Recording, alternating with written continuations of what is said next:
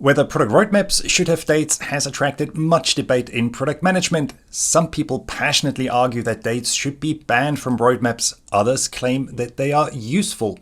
In this video, I'll share my advice so you can decide which option is right for you. My name is Roman Pichler and I've worked with product roadmaps for more than 15 years and I write about them in my book Strategize. To start with, let's briefly recap what a product roadmap is.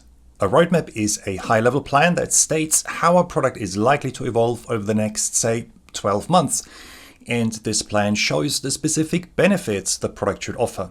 And if you'd like to learn more about what a product roadmap is and how you can effectively use it, then watch my video, Supercharge Your Product Roadmap. The link is in the description. Now, can it be helpful to state dates and specific timeframes on a product roadmap? The answer to this question largely depends on the audience. If you use a product roadmap to communicate with customers, or possibly to demonstrate that you are committed to the product and that you have some great ideas in the pipeline, I recommend that you do not state any dates.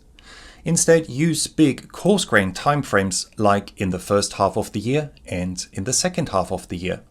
Or you might apply Jana Basto's now, next, later approach. In both cases, you still capture temporal information, but it is vague enough so that you don't commit to specific dates or narrow timeframes.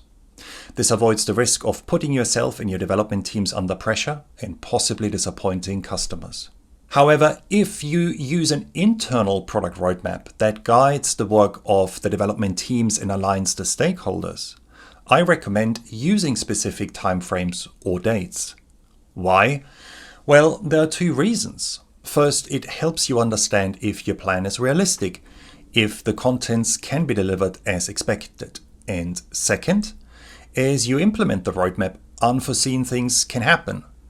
For example, the development progress might be slower than expected. A technology that you've chosen might be more difficult to use, or the user feedback on an early product increment might suggest that the effort is higher than you thought. In such a situation, you'll want to make the right trade-off decision. Should you aim to fully realize the desired benefits stated on the roadmap, but take more time to provide them?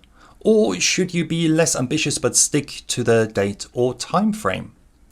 This trade-off assumes, of course, that you've thought about a specific time frame or date in the first place. To put it differently, dates can help you guide the delivery work and maximize the value your product creates.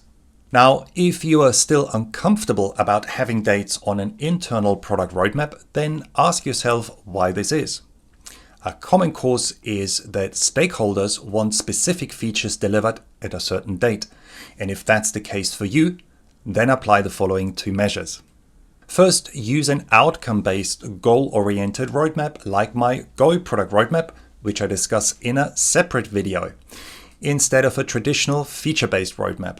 An outcome-based plan focuses first and foremost on the benefits a product should provide. This allows you to reframe your conversation with the stakeholders. Rather than haggling over individual features, seek agreement on the impact you want to achieve. For example, acquiring new users, increasing engagement, and reducing cost. Then consider if a feature requested helps you achieve the outcomes within the desired timeframes.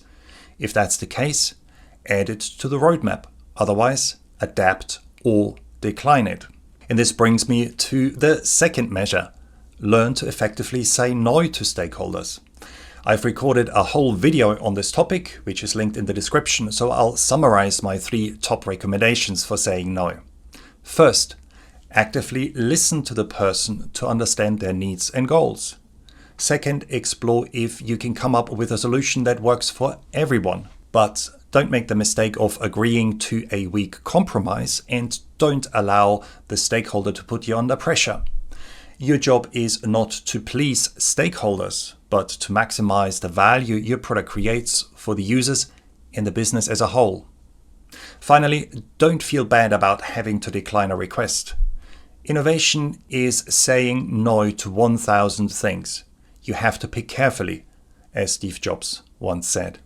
If you cannot decline a request, then you are probably facing an empowerment issue. you don't have the authority required to effectively manage the product.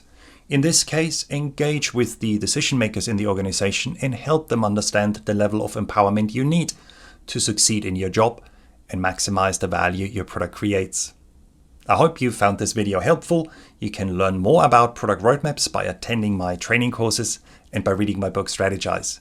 Thank you for watching.